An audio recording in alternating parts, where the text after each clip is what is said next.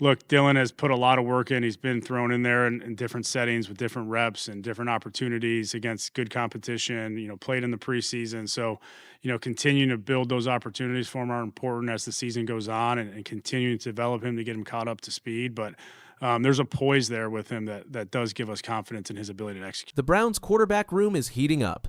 Offensive coordinator Tommy Rees just made shocking comments about rookies Shadur Sanders and Dillon Gabriel, and fans can't stop talking. Rees praised Gabriel for being steady and safe, but also pointed to Sanders as the player with star potential. The big question: which rookie will step on the field first? The Cleveland Browns are starting the season with Joe Flacco at quarterback, but the story doesn't stop there. Inside the locker room, attention is shifting toward two rookies who could change everything. Shadur Sanders and Dillon Gabriel are both fighting to prove they belong, and the team is watching closely. Shadur Sanders has shown flashes of being a star in the making. His timing with receivers has been strong, and coaches like his touch and placement. He still has things to learn, but his natural talent makes him hard to ignore. Dillon Gabriel brings something very different. He is calm, poised, and follows the offense exactly how coaches want. He may not light up the highlight reels, but he brings stability when things get tough. With two rookies pushing for snaps and a veteran holding the job for now, the Browns' quarterback situation could change quickly. This battle may decide the future of the team. Tommy Rees, the Browns' offensive coordinator, spoke to reporters about the quarterbacks. He praised Dillon Gabriel for handling tough practice reps against strong competition and staying calm in high-pressure moments. Rees said Gabriel's poise and ability to run the offense give the staff confidence, but he also pointed towards Sanders, who has impressed coaches with his natural timing with receivers. From college highlights to early practice sessions, his chemistry on the field stands out. Both rookies are making noise, but in very different ways. Yeah, he's a great player. He's led the league in sacks for a reason. Plays with an extremely high football IQ, has good rush plans, good movements, can finish, through traffic, can finish around traffic. So Shadur Sanders has always carried attention with him. Drafted by the Browns, he came in with questions. Could he handle NFL defenses? Did he have enough velocity? Could he read the field quickly? Early signs are promising.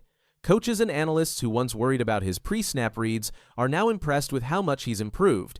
Sanders shows strong touch, smart placement, and quick decisions. His connection with teammates has become a talking point inside the locker room.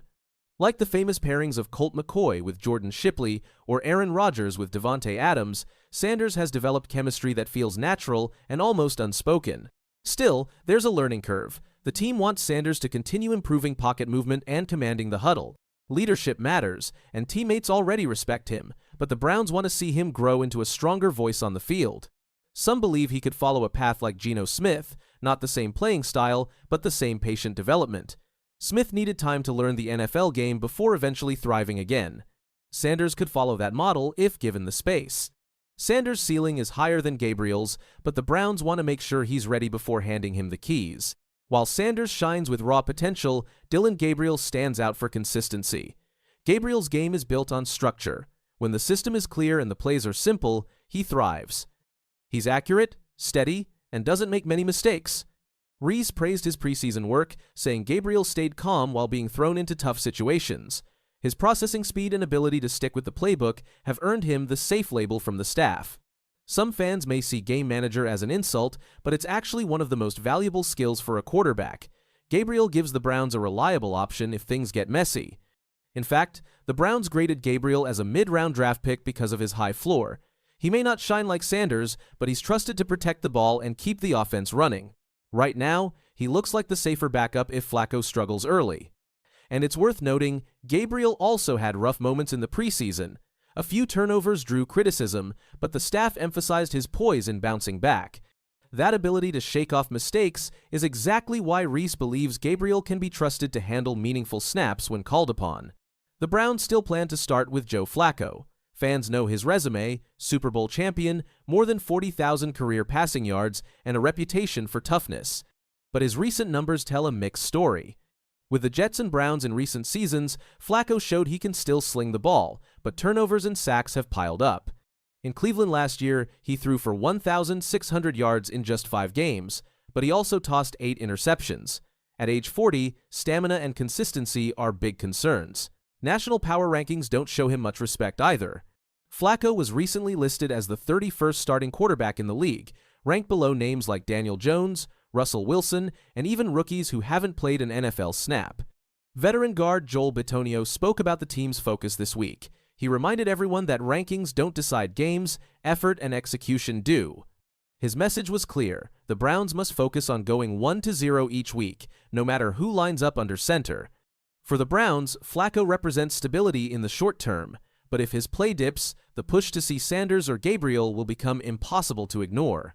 The Browns' quarterback debate took a surprising twist when owner Jimmy Haslam spoke publicly. Owners rarely comment on lineup decisions, but Haslam was clear: he wants to see both rookies on the field this season. With Kenny Pickett traded to the Raiders, the Browns now have a clear path to evaluate Sanders and Gabriel. According to ESPN's Daniel Alusi, Haslam believes giving both young quarterbacks real snaps is critical before the 2026 draft. Mary Kay Cabot of Cleveland.com also reported that while Gabriel may get the first chance, Sanders will eventually see action once he has more time to learn the system. That means both rookies are likely to play before the year ends. This adds pressure to Flacco. At his age, any slip could fast-track the rookies. For Sanders and Gabriel, the message is clear: opportunities are coming soon, and they must be ready to seize them. Dillon Gabriel gives the Browns poise and steady game management, the kind of safe presence that coaches value when things get messy. On the other side, Shadur Sanders brings a much higher upside, blending raw talent with leadership skills that could grow into something special. For now, Joe Flacco still holds the starting job, but at 40 years old, his role is clearly a short-term solution. The Browns are not expected to dominate the NFL this season, but their quarterback room might be the most fascinating storyline to follow. The questions write themselves. Can Gabriel prove his reliability when the lights are brightest? Will Sanders eventually step forward as the long-term franchise star? Or could Flacco surprise everyone by holding on to the job longer than expected? No matter which way it goes, one thing is clear: Cleveland's quarterbacks are about to change quicker than anyone expected. So now the stage is set. Cleveland's offensive coordinator has spoken, the owner has spoken, and the pressure is on. What do you think? Should the Browns hand the ball to Gabriel, let Sanders take over, or ride with Flacco? Drop your take in the comments below, and don't forget to like and subscribe for more NFL updates.